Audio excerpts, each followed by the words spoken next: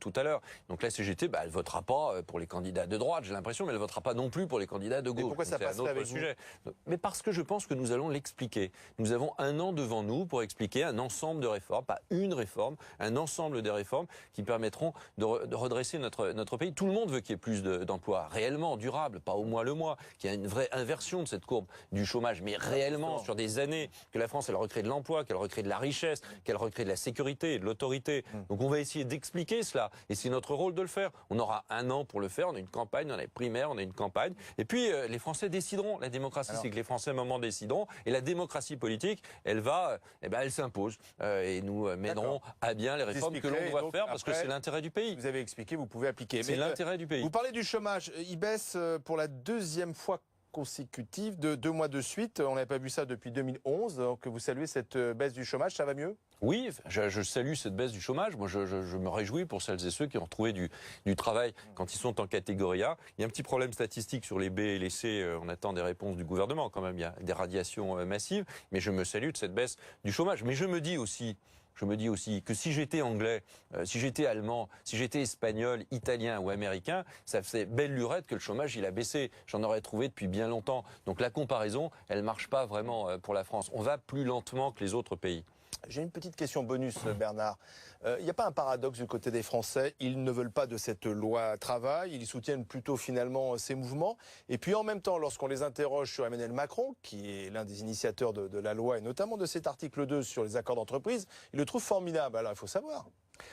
Déjà, Emmanuel Macron, il est un peu sorti du jeu. Donc, ce que vous dites là n'est pas connu de l'opinion. Pour l'opinion, c'est d'ailleurs un des problèmes, sans doute, dans l'absence de pédagogie du texte. Et ce texte, au moins à son démarrage, n'a pas été porté politiquement et n'a pas été porté économiquement. Et d'ailleurs, quand on voit les critiques qui sont faites sur le texte dans l'opinion, l'idée générale selon laquelle ce texte pourrait créer de l'emploi, l'opinion n'y croit pas. C'est pour ça que les chiffres du chômage sont très importants pour le gouvernement, parce que cela va crédibiliser sa parole économique. C'est encore tôt, 2 mois ne suffisent pas, mais on sait que depuis 2012, le gouvernement souffre de cette absence de crédibilité de sa parole économique et de pouvoir dire « Regardez, on a une politique qui commence à produire des premiers résultats ».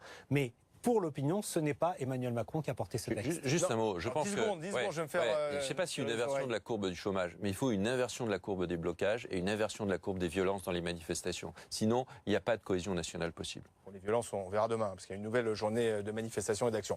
Merci messieurs, bonne soirée à vous. Dans un instant, les prévisions météo et puis Laurent Neumann. Très bonne soirée.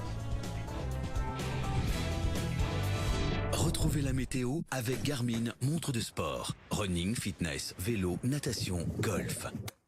Garmin.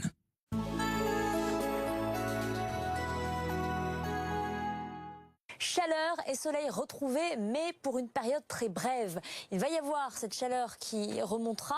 D'ailleurs, ça commence tout doucement avec le basculement de cette dépression bien visible sur l'Atlantique. Plein ouest, elle bascule et de l'autre côté, l'air chaud remonte. Avec un peu moins d'instabilité, mais le matin, ce sera calme en apparence parce que l'instabilité, elle va se générer un petit peu plus tard dans l'après-midi. Vous allez voir, on parle d'évolution diurne avec la chaleur qui s'emmagasine durant la journée. Eh bien, cela favorise le déclenchement d'orages. Ils seront assez localisés l'après-midi, mais parfois un peu forts. Ça pourrait donner localement de la grêle. Un ciel voilé des Pyrénées jusqu'aux Alpes en passant par l'Auvergne, en incluant la Méditerranée. Et pour les températures, ça nous intéresse. On voit ces dômes de chaleur qui remontent progressivement. Ça se traduit le matin par des valeurs fréquemment au-dessus de 10 degrés. Ça change. 10 pour Châteauroux, 11 à Paris, jusqu'à 15 pour la Méditerranée. C'est encore un peu bas près de la Manche ou encore en Bourgogne et sur les Ardennes. On retrouve pour l'après-midi des valeurs nettement en hausse. 23 pour la capitale, 19 le minimum à Cherbourg, jusqu'à 27 degrés pour Ajaccio. Ça va se poursuivre pour la suite. Vendredi, journée la plus chaude de la semaine. Même processus que la veille. On retrouve une matinée bien claire, bien lumineuse. Et puis le soir, déclenchement d'orage. Ils seront plus nombreux sur le nord du pays. Et la vraie dégradation avec justement la dépression qui va se positionner sur la France, elle est pour samedi. Les orages seront nettement plus nombreux, nettement plus forts. On pourrait d'ailleurs, comme le week-end précédent, avoir une vigilance orange. Et puis, dimanche, ces orages se propageront encore. Les températures vont baisser car on repassera dans un flux de nord. Et la preuve, encore une fois, c'est qu'il y aura de nouveau de la neige en montagne.